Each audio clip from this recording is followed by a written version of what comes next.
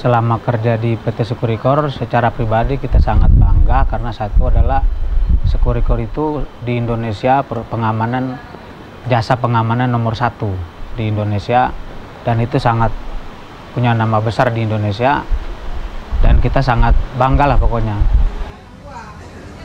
Selama ini kita selaku security guard yang ada di klien-klien dapat informasi bahwa ada merger di internasional. Secara langsung perusahaan menjelaskan kepada kita guard yang di lapangan itu tidak ada. Karena perusahaan tidak ada yang namanya surat pengangkatan karyawan buat kita di security guard yang ada di lapangan. Mereka menjanjikan bahwa ada nanti semua hak-hak kita dijamin. Tapi semua itu tertulis hanya semacam surat edaran.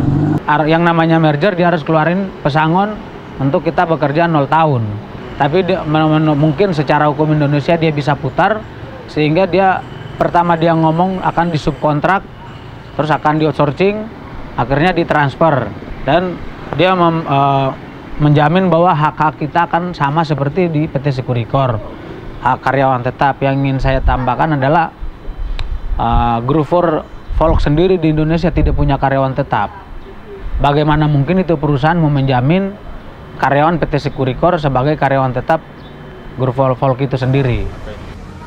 Karena pada saat kita demo, murni dikeluarkan oleh PT Securicor HRD Manager adalah surat peringatan, sama ada yang dapat namanya surat skorsing, dan ada yang diproses untuk di PHK. Tapi setelah diambil alih oleh Elsa Sarip, kuasa hukumnya, dia mengeluarkan surat yang dianggap kita telah mengundurkan diri. Dari Dinas Tenaga Kerja kita sudah dimenangkan, yaitu putusannya dipekerjakan kembali dan bayar gaji yang tertunda. Anjurannya itu belum ya? Dan itu tidak dilaksanakan. Perusahaan tetap berpegang bahwa dia sudah menganggap mengundurkan diri, dan itu sudah sampai ke putusan P4P tanggal 29 Juni.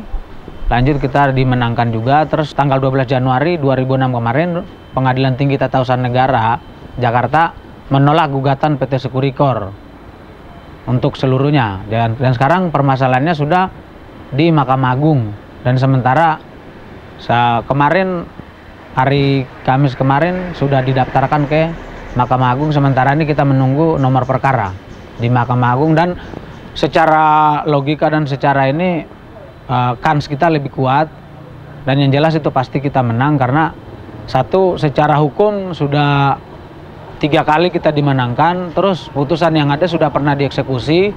Jadi kalaupun kita kalah, itu bukan hukum yang berjalan, tetapi itu adalah hasil lobi sana sini. Lobinya siapa? Lobinya Securicor sama Elsa Sarip. Karena secara hukum kita ya berani yakin 100% putusannya akan sama, yaitu dipekerjakan kembali dan bayar gaji yang tertunda.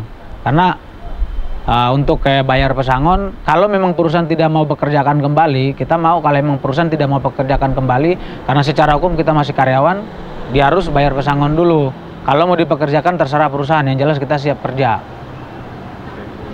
Kita tetap akan bergerak untuk pengadilan atau penegak hukum supaya bergerak, karena secara hukum kita sah.